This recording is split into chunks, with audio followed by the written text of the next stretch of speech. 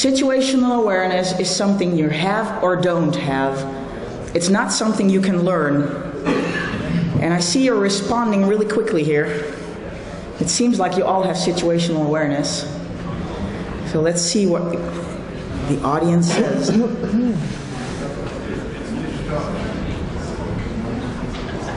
And we've hit 100. Let's see what we get. Wow. Well, I guess the floor is yours, Ralph. Wow. That's an interesting score. Please take a look at this video.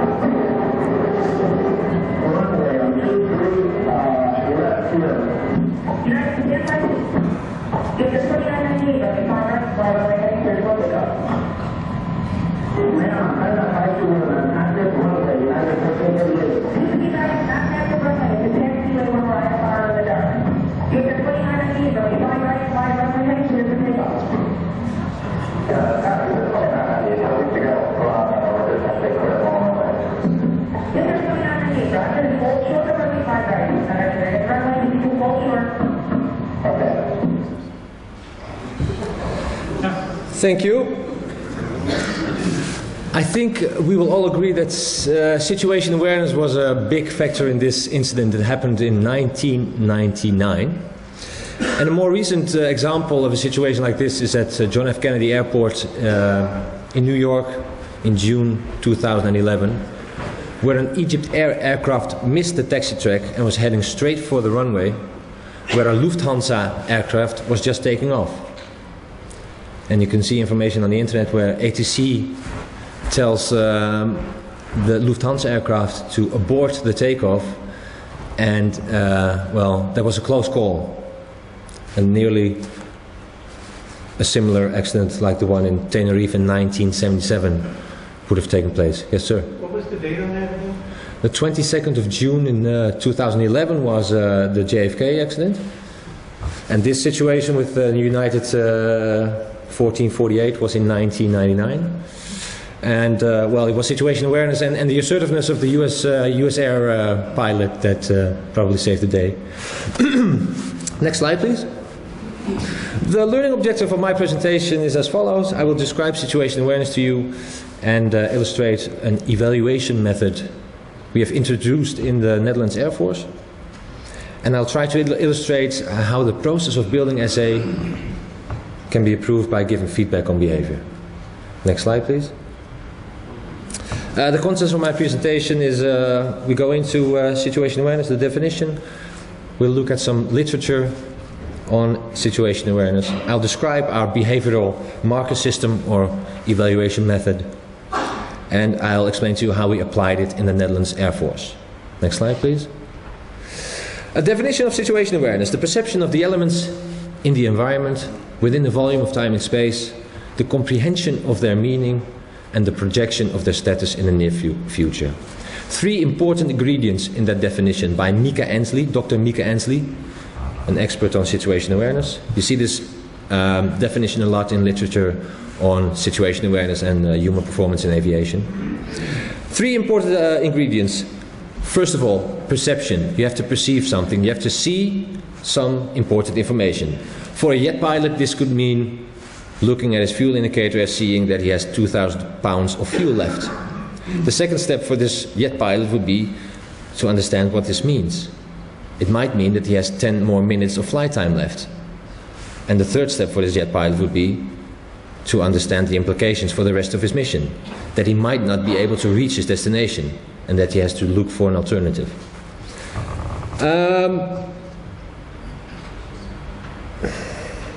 This is strange. This is not the presentation I was thinking of. Could you select please select this one. I think this is the latest version. Yes, and now select the presentation, please. And go to the next slide. Yes, click, click, click, click. Yes, this is the one. Thank you very much. You have to be aware of the environment. And there might be mountains in the vicinity. You have to be aware of the state of your aircraft and the information of your environmental, system states, aircraft system, sorry. And in a multi-crew concept, you have to be aware of your personnel, your crew, and then the team situation awareness comes into play. The degree to which every team member has situation awareness of his or her specific responsibilities. And an extra dimension, of course, in military aviation, in some situations, you have to, click please, you have to be aware of the whereabouts and the intentions of the enemy, in addition to normal issues of flight and navigation. Next slide, please. So what I found in literature is that SA can be seen as perhaps the most critical aspect for a good performance in aviation. Problems with situation awareness were found to be the leading causal factor in a military aviation mishap review. And another study on accidents with major air carriers, 88% of those involving human error could be attributed to problems with SA. So due to its importance and, the significant challenge it poses, finding new ways to improve SA has been one of the major designer drivers to come up with better aircraft systems. And also within a lot of operational communities, interest has increased to find new ways to improve situation awareness through training and evaluation methods. Now the pessimists among us would say, let's stop putting effort and money and everything in trying to improve SA, because accidents like this or incidents like this we've just looked at happened in 1977, happened last year, and will still always happen in the future. Positives might say there's still a lot of room for improvement, a lot of challenges and a field to explore. Well, there are still a few positive, optimists in the Netherlands Air Force. Not a lot, but a few. And so we have looked for ways to improve the evaluation methods to improve situation awareness. Next slide, please. Our Department of Helicopter Operations gave us the assignment to design or find a new evaluation method to enhance the reliability and validity of grading SA and other non-technical skills. Now, reliability and validity are two important issues. Validity in non-technical skills, what exactly are you measuring? It starts with a definition, a starting point. Do all the instructors, for instance in flight training, have the same definition of situation awareness? That is a good question, and I think we can all agree that it would be good to break down this somewhat broad and vague term in more explicit and specific elements and specific behavior, so that we then can look at behavior in aviation, in military aviation, and give feedback on this specific behavior, instead of saying, you were in a debriefing setting saying to pilots, but you didn't see those mountains, so your SA was bad. Next time, make sure you see those mountains. That might be a true fact, but it doesn't help the pilot or the student pilot to get better the next time. And I hope I can show you that this evaluation method we found can help to make it more specific and give more specific feedback in order to help student pilots and operational pilots to get better. Next point in this presentation, please. Before we started designing ourselves, we looked at what was already there. And we found a report by our National Aerospace Laboratory on a non-technical skills method. They wrote a report in 1998. They started research in a consortium with the Deutsches Zentrum für Luft- und Raumfahrt, the French Laboratoire IMASA, the University of Aberdeen and of course the Dutch National Aerospace Laboratory. And they did research. They looked what was already there in civil aviation, because this was an assignment that was asked for by civil aviation organizations. And this consortium looked at what was already there. For example, what did NASA have? What does KLM have? What does Lufthansa have? What does British Airways have? On evaluation methods on non-technical skills. And then they did research on what is good behavior in terms of non-technical skills. And they came up with this evaluation method, and they also did research on the culture bias in the terms they used in this system. So all in all, we were very impressed with this research, and we definitely couldn't have done this any better. So we advised our Department of Helicopter Operations to take this evaluation method as a starting point. And we took this evaluation method to our operational helicopter squadrons and asked instructors to give feedback whether they thought this system could be applied in military aviation. And we went along with them to simulator training, and we started to, as a pilot study, to use this evaluation system to give feedback to the air crews operating in a simulator. And we were quite positive. We made some adjustments. That's why we called it MilNoTechS, the military variant of non-technical skills. And we'll have a look at it right now. Next slide, please. This system contains of 4 non-technical skills. So in our, or in the, now these are the 4 most vital non-technical skills, you could say. Cooperation, leadership and managerial skills, sorry, situation awareness, and decision making. So this is quite uncomplicated and quite clear. So far easy to use. Then these 4 broad categories are broken down in elements, more specific elements. And I'll show you right now the elements for situation awareness. Please click the... These are the 3 elements of situation awareness. Awareness of aircraft systems, awareness of environment, and awareness of time. The first 2 are social skills, and the last 2 are cognitive skills. And the next layer in this system contains behavioral examples to make it as specific as possible. Next slide, please. Or next point. Here are the behavioral examples for situation awareness. And I'll try to illustrate this with a military example where an Apache crew were doing a training mission, and they were supposed to fire rockets at a target. There were troops on the ground, big training mission.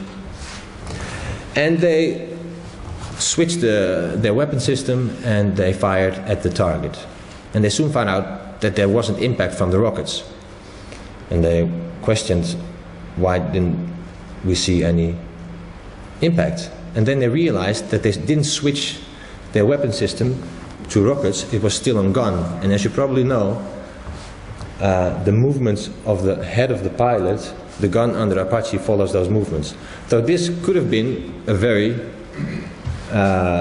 unsafe situation, because in a split second when they fired and they were looking at the target, maybe the pilot was looking at the troops on the ground, and then the gun would have fired at their own troops. Now, in old school feedback, if there was a debriefing in this situation, they might have been told, guys, this was not that good, your SA was not good, next time when you fire the rockets, make sure that you select the proper weapon system. True, but I think it's a subtle difference, but it's a very important difference to in my belief. How do you say that? Because in this situation, with this method, you would say to this person, you would write down and give feedback in the debriefing that it was the element of awareness of aircraft systems. And in the behavioral examples, you would also write down this specific element, and you would give feedback on this specific element to make it more specific. And you would tell the second behavioral example, I guess, confirm and call out status of systems when performing actions and or checks. So the next time when he goes on a training mission and has to select his rockets, then he has to confirm and call out to the other pilot the status of the weapon system going to rockets.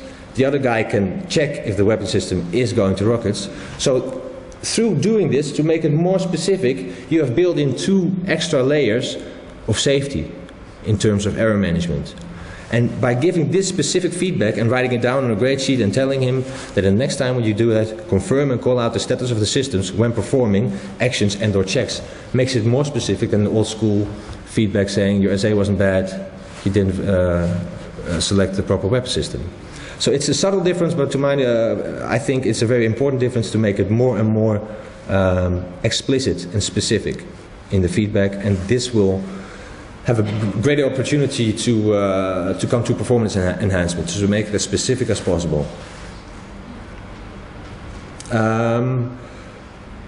Next slide, please. What we did, the assignment came from our helicopter command, but in the meantime our fixed wing transport community also adopted this system and started to work with it because they believe in it as well. It is for helicopter aircrew instructors in the first place, so pilot instructors, tactical coordinator instructors, sensor operator instructors, loadmaster instructors, hoist operator instructors. We all did 2-day training with them, and we watched videos, and we let them try the system, and we talked about the grades they gave, and we tried to get them on the same level in terms of validity.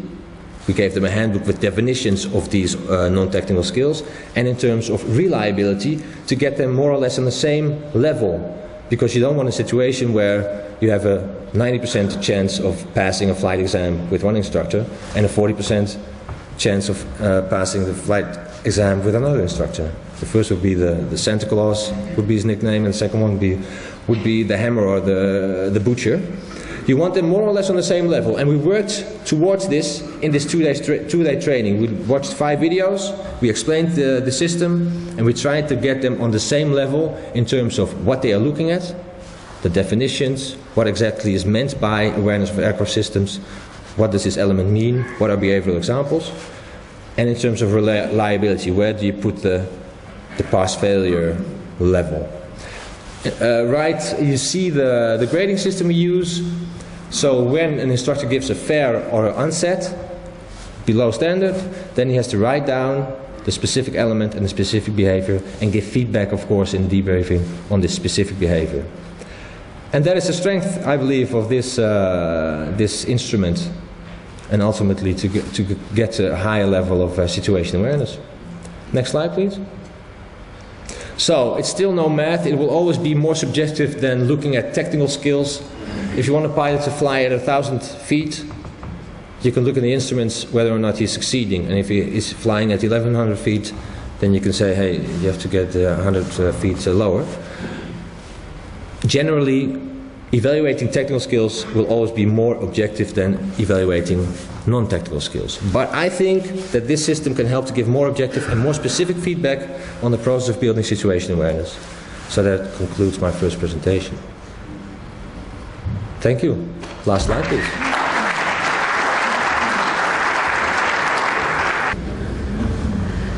So let's try again. You're already voting. Situational awareness is something you have or don't have. It's not something you can learn. And before, 80% said false. So let's see if it changed. I guess we should have 100% now, right? Or am I influencing the audience then? This is very confronting, especially when you have to do a second presentation. Okay, let's see.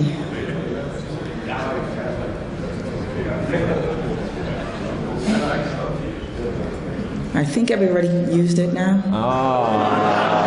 Oops. Ouch. Well, award for me. there's a second chance. There's a second dilemma for the second presentation. For military pilots, heart rate variability coaching is too soft or vague. They won't take it seriously.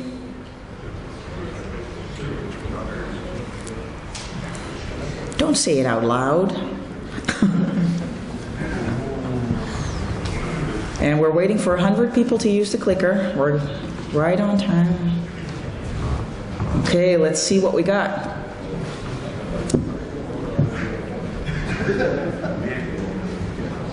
Ooh, well, it's vague.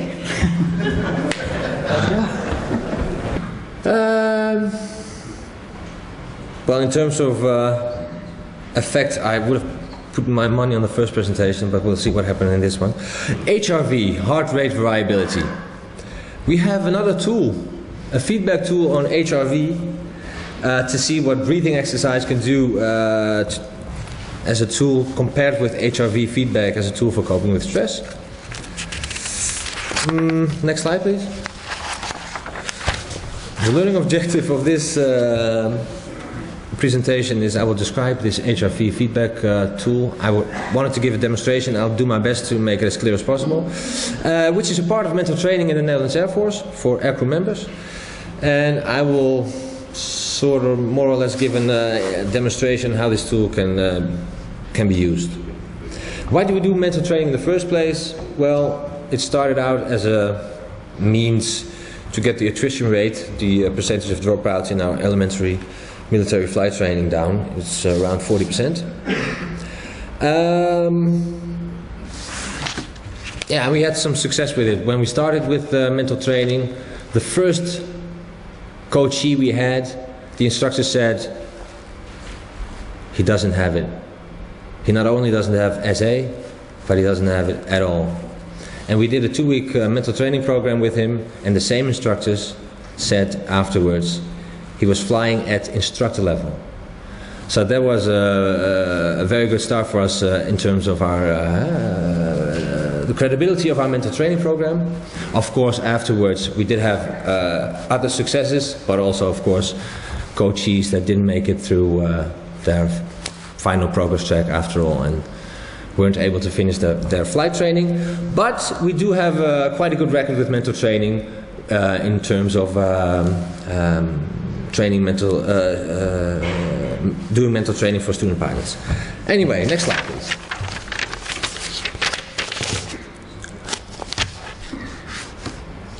Next slide, please. So the contents of this presentation, we'll look at HRV, a little of the biological basis. We'll go into the combination of HRV feedback and breathing exercise. And I can't do a real demo. I had a lovely assistant, Major Saskia Mirhoff, to do an EMWAVE session, but I'll try to illustrate what this system does. Anyway, okay. HRV, next slide, please. The variation in heartbeats. Between heartbeats there's a variable amount of time, and this variation is a good thing. It makes our system flexible and we can adapt to different kind of situations. Next slide, please. In terms of when we look at our autonomous nervous system, you have the sympathetic part, which stands for activation, alertness, acceleration, ultimately the fight or flight situations, and the parasympathetic part of our nervous system, and that stands for deceleration, calming down, rest, recovery. Well, there's a connection between breathing and HRV, and with our in normal situations there's a balance between the sympathetic and parasympathetic nervous system. But when we are stressed, for example, during a flight exam or flight training, then this balance can go out of the window. There might be a disbalance, that stress gets overhand and the sympathetic activity in your system is higher than the rest and the recovery. Now there's a connection between breathing and HRV. When you inhale, your heartbeat goes up. So that's sympathetic activity. And when you exhale, you breathe out, then your heart rate goes down. And that is parasympathetic activity. And that's an important factor as a basis for this feedback tool. So to a large extent, the pattern of your breathing determines the amount of variation in your heartbeat. Next slide, please. Now, low HRV is usually caused by fever, an infection. When we get older, our HRV generally gets lower. And stress is an important factor that makes our HRV go down. And this also is an important basis for this feedback tool. And also, anxiety, sleeplessness, depression, diabetes, and asthma have been connected to low HRV. Next slide, please. Now, people with high HRV generally have more coherence, less cortisol, less stress. They usually sleep better than people with low HRV, and high HRV is a good basis for optimal performance. Now, in literature, there's also been made connections to. Please select the slide. Next slide, please. Yes. In literature, you also find the true believers in this system and this HRV feedback method state that high HRV is connected with emotional stability, faster reaction time, more focus, lower reactivity to stressors, and better overall health. Next slide, please. Now, what we try to do with HRV feedback is to make your breathing rhythm coherent with your HRV rhythm. And in this figure you see someone who's frustrated, then the HRV curve looks like that. And in a state of appreciation or happiness, happy state of mind, a good state of mind, your HRV curve looks like that. It's more of, there is regularity in the variation. And that is high coherence. It's sort of a sinus curve, as you can see. Next slide, please. Now, we've tried this feedback tool I'm going to show you just now, in a minute, for a couple of times now. For example, with a student tactical coordinator who was doing fine in his training program, but the night before his next flight, he didn't sleep. He didn't sleep at all. He was constantly doing what if scenarios in his head, and what if this happens, and and if the weather is like this, or and what do I have to do then? So he was fully occupied with the next mission, and of course that is not a good basis to come to a good performance. So we tried this feedback tool to calm him down a bit. And in our mental training, you see elements of our mental training here on this slide. So we use this system to make them aware of the effect of breathing or HRV, and learn them to cope with short-term stress. And these are elements in our mental training program. We do a sort of a psychological profile, a problem definition. We look at goal setting, because you notice student pilots often think in result goals. I have to get this next flight exam. I have to make it through flight training. So these are all result goals. And we try to make a shift more to process goals.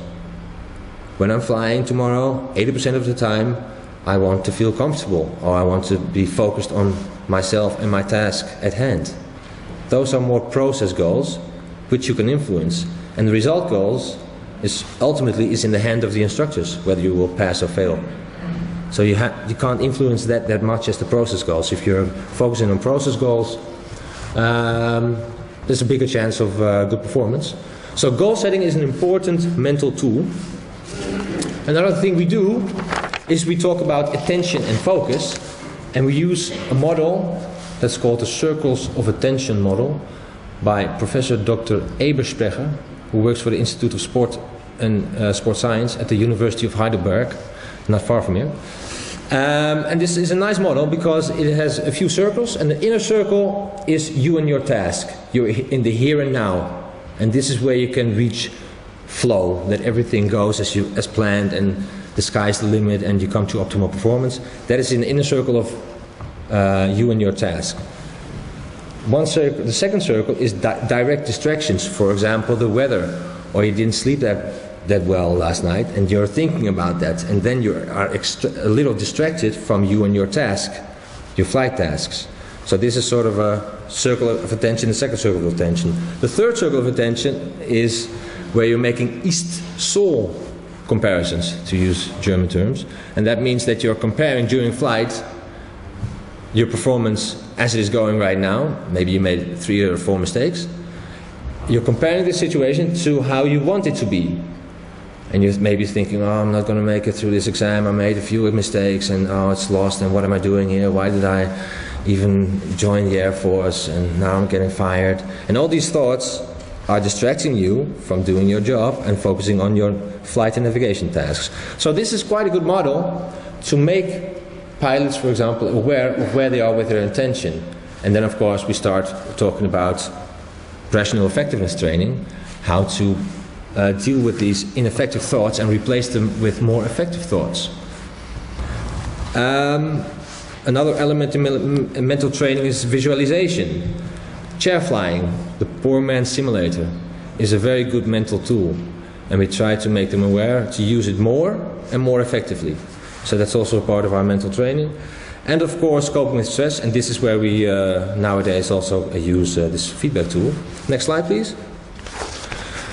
Now, I wanted to show it to you and do a demonstration, but this is what it looks like. This is what you see. It's software on a laptop. And once you've installed the software, you need this and this ear sensor, and that will measure your heartbeat. And you get this kind of feedback you see here. Here you see the heart rate variability. Hey, okay. And well, you can see here it is not a beautiful sinus curve, so this is low coherence. Here, to the next part, is high coherence, because you see great variation in the peaks and the lows. And here it gets a little lower. And what you see also here is whether or not this person is in his zone, but more importantly, here you see the percentage of time this person is in low coherence, medium coherence, or high coherence. And the goal for a coachee would be to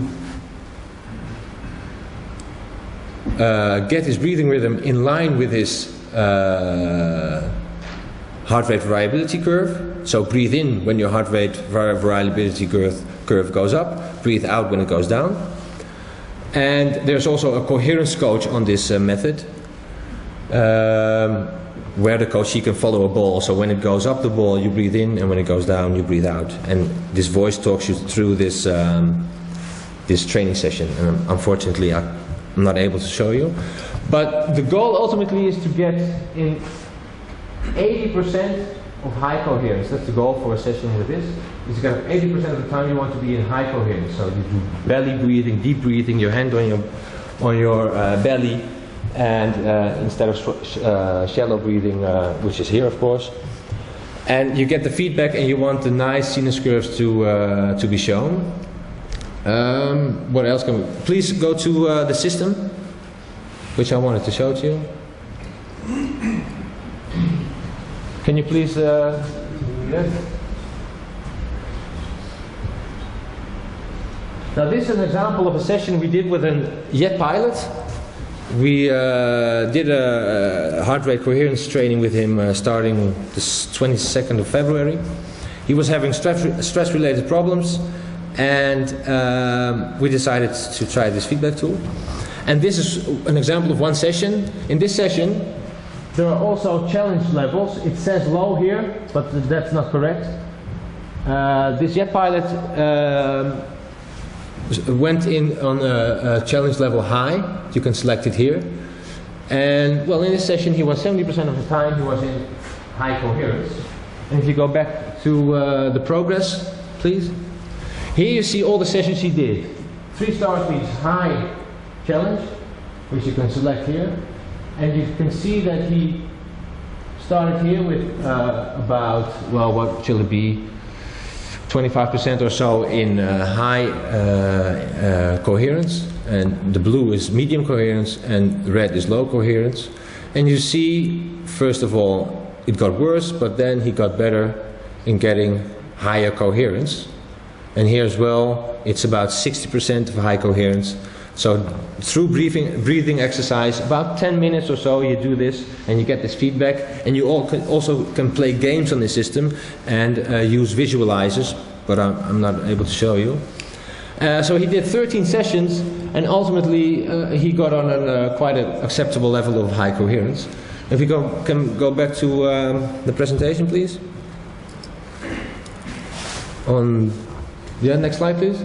So these are his sessions he did, and underneath you can see maybe some specifics on what he did. And there he did deep breathing exercises, and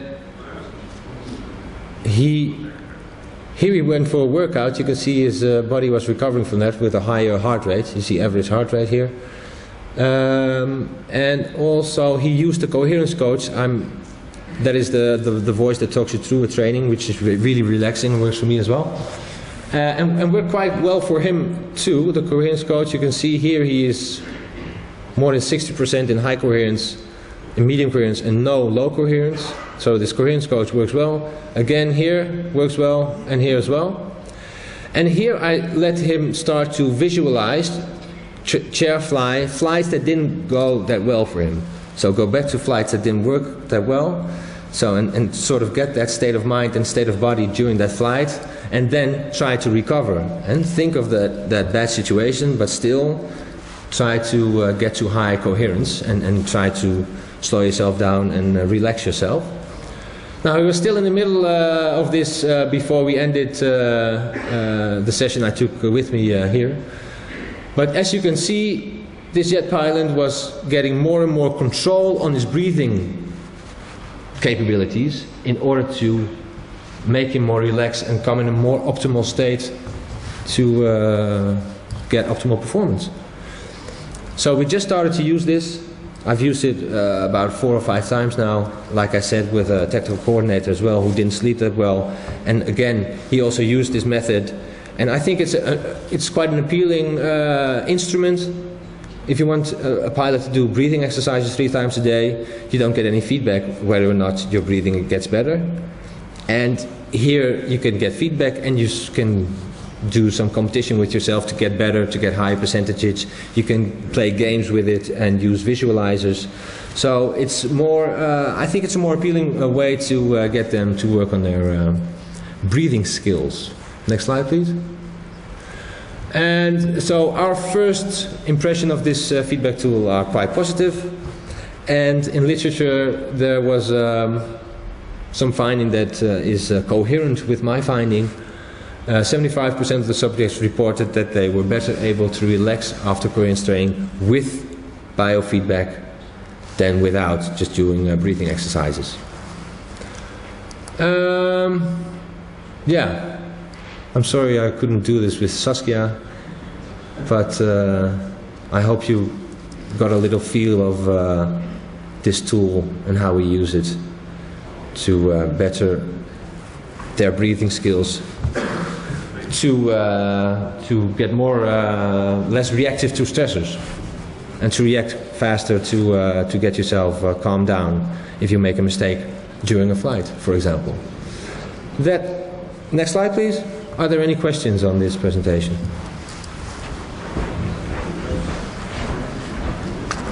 No? Ja, dat is een question. Mevrouw Verhalen voor... Ja. I understand that you have had 4 or 5 patients through this. Was it what you said? Yes, that's correct. So this can only be a feeling so far. Yeah, definitely. That's true. Yeah, it's a qualitative impression that, and the feedback from our coachees that they were positive, and they thought it was a nice way to get sort of a playful element to breathing exercises, so to speak. Yeah. Maybe we can get the dilemma question back. Oh, there's another question. Question? Question. I think it's an interesting concept. What I miss in your presentation and the people that breathe better, perform better. Yeah, that's so you're saying it has the. I assume that when people breathe better, they perform better. That's a good point. Yes, I don't have any research finding to support that hypothesis. That's true. But I do have feedback from jet pilots hearing themselves on the tapes from their flights, and they hear themselves breathe, and they realize that they have to do something about their breathing skills and do more deeper breathing, because they can hear that their breathing sort of more or less overspeaks their radio comms. So they're breathing so loud, and they're so They realized, the feedback I got back is that they realized that they have to do something about their breathing skills. But it's all qualitative impressions, that's true. Tell us if you think that it's still too soft or vague and they won't take it seriously. Before, 70% of you said true, so let's see what happened.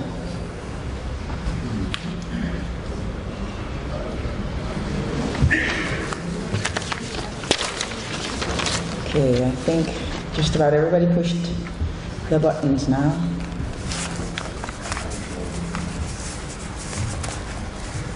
Ooh, that's a good one. Excellent, thank you. Thank you very much.